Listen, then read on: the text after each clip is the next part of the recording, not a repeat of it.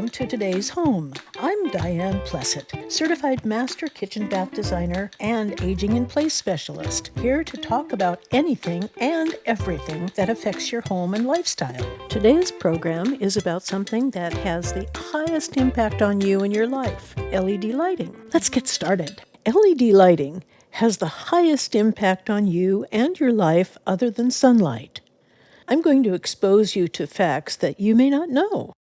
Are you aware that insufficient light has been found to contribute to seasonal depression, otherwise known as seasonal affective disorder, and vitamin D deficiencies? Up to 90% of vitamin D comes from exposure to the sun. Diet alone isn't good enough as a source.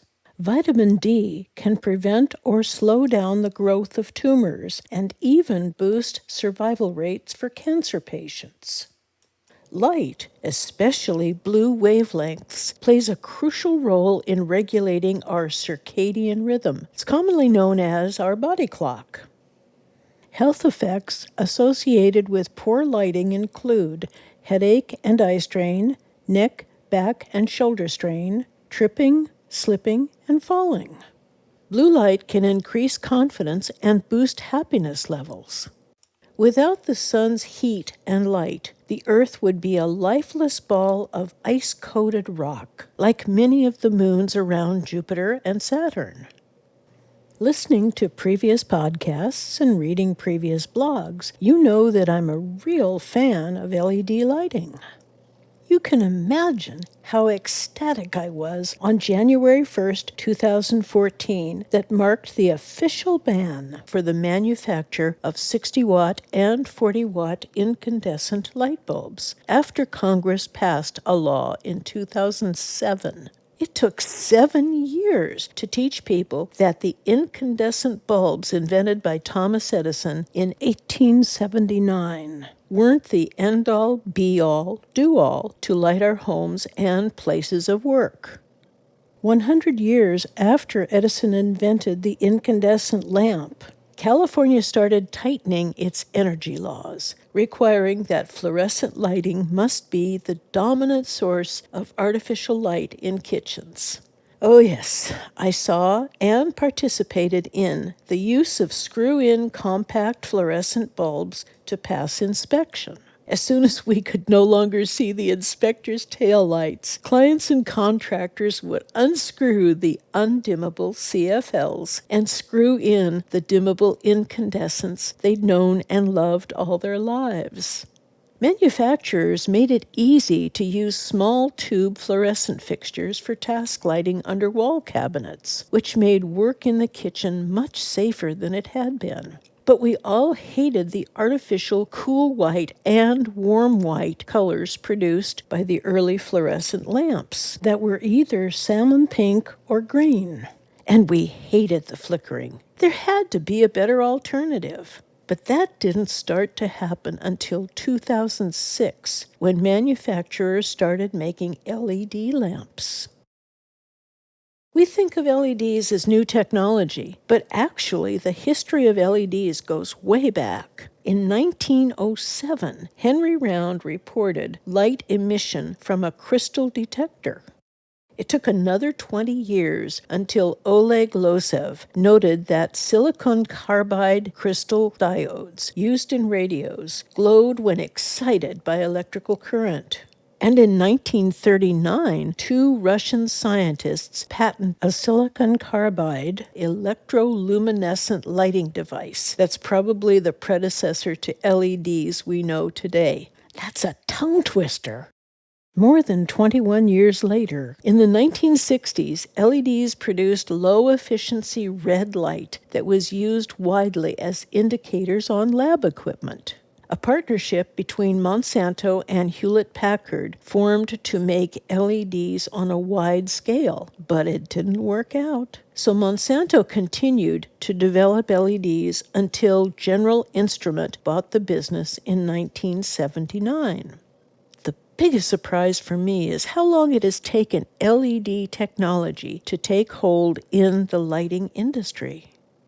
Today's LED technology is used extensively for commercial, industrial, and residential applications. LED's capabilities have increased across the board: lifespan, brightness, performance, and energy efficiency. The greatly expanded use of LED technology has led to the development of warranties, industry best practices, and the introduction of government programs and standards that ultimately led to the demise of incandescent lighting.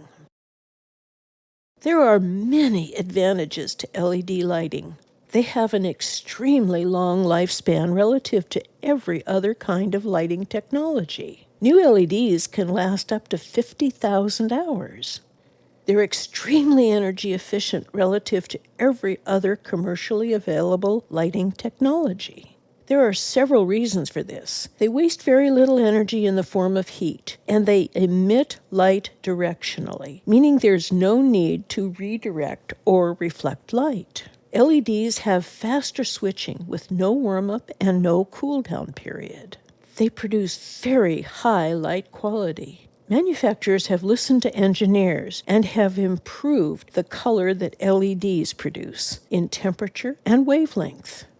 LEDs can generate the entire spectrum of visible light colors without having to use the traditional color filters required by other lighting solutions. And of course, LEDs are much smaller than other light sources.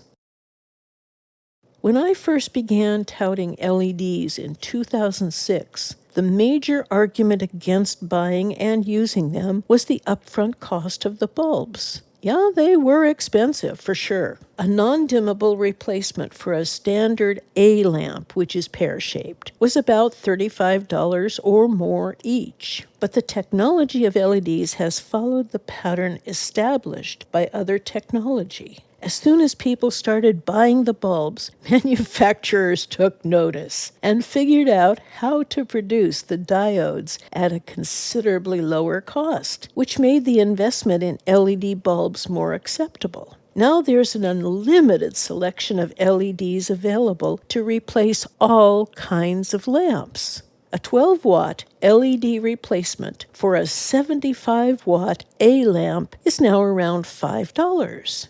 Yes, this investment is higher than incandescent bulbs, if you can buy them. The major difference is how long an LED lamp will last. I just did a calculation that I'd like to share with you.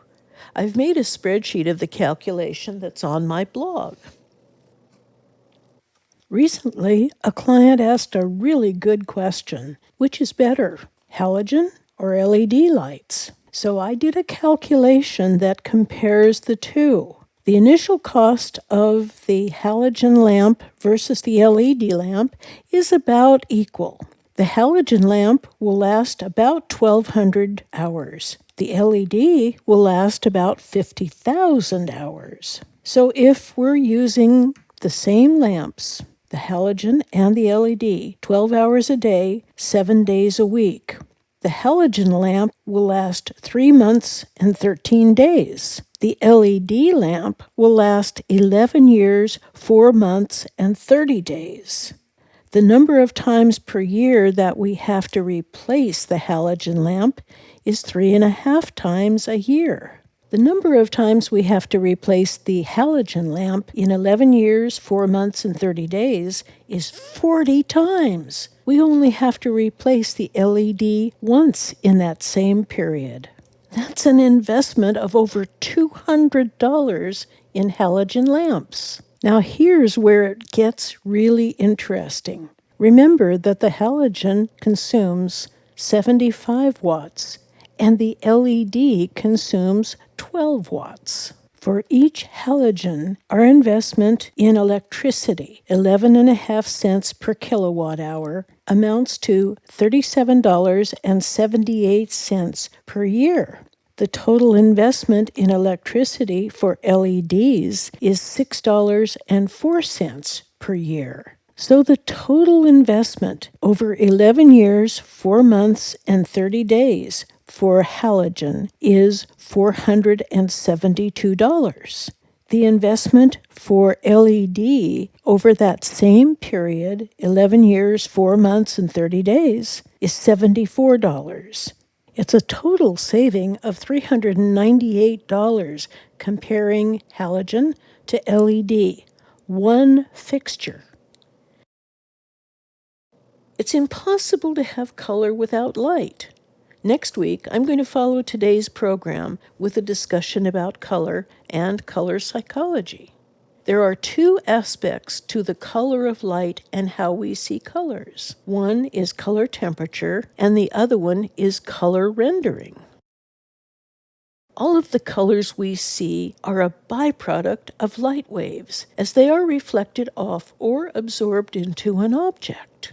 An object that reflects back all of the rays of light will appear white. An object that absorbs all of the rays appears black.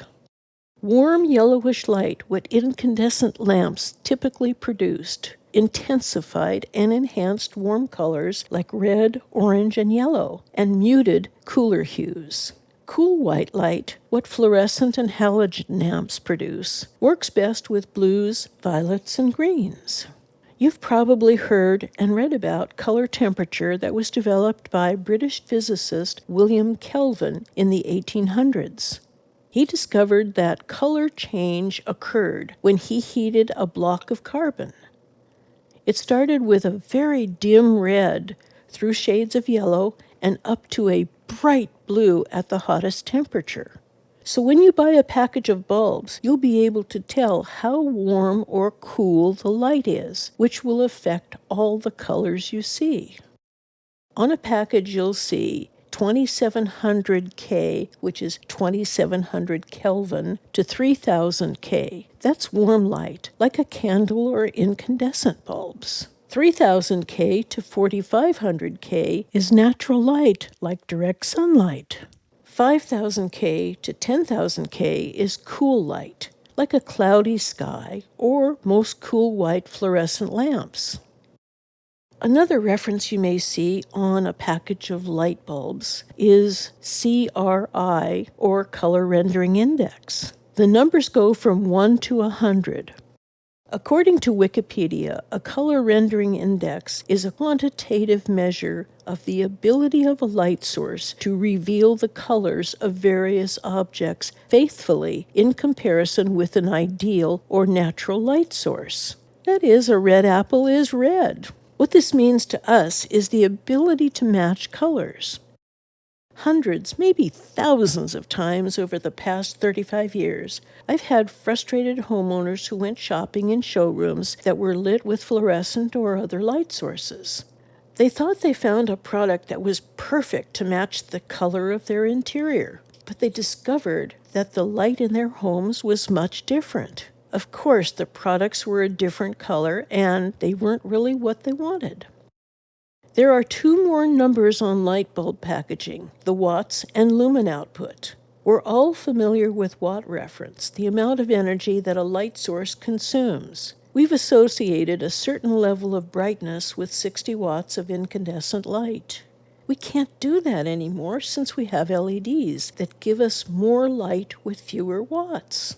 Instead, we need a measurement for visible light energy, lumens.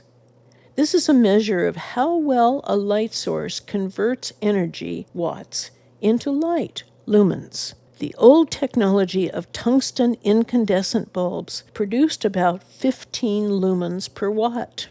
LED technology can produce about 60 lumens per watt. In other words, LEDs are about 4 times more efficient at producing light than incandescent bulbs. This 4-to-1 ratio is a rough guide of how to calculate what LED bulb to use when replacing an incandescent bulb. As I said earlier, manufacturers have been on board with LEDs since 2006. In my blog, I've listed the 9 different kinds of LED bulbs that are available on my favorite site, 1000 Bulbs. Check it out. I hope you've learned about new lighting technology that can change your life. Actually, it's easier than learning how to use a new app on your cell phone or computer.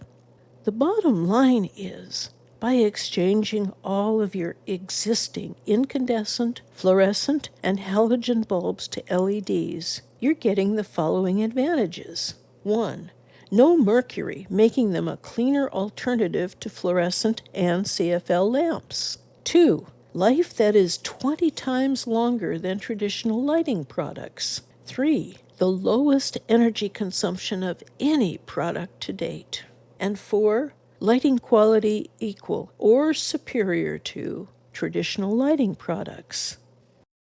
When we built our dream home 11 years ago, I decided that I wanted to have indirect lighting as the main source of light in our hallway, our dining room, our living room, and our kitchen.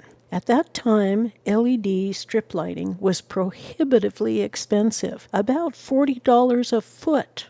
So my husband, bless his heart, ordered individual LEDs from a source in Hong Kong, and he built all of the lighting that we use, and it was dimmable. It's been on 12 hours a day for 11 years, and it's still going strong. Can you imagine how much we've saved on our electric bill in 11 years? It's a bundle. So I invite you, dear listeners, to join me as a fan of LED lighting. You won't regret it. Thank you for listening to Today's Home.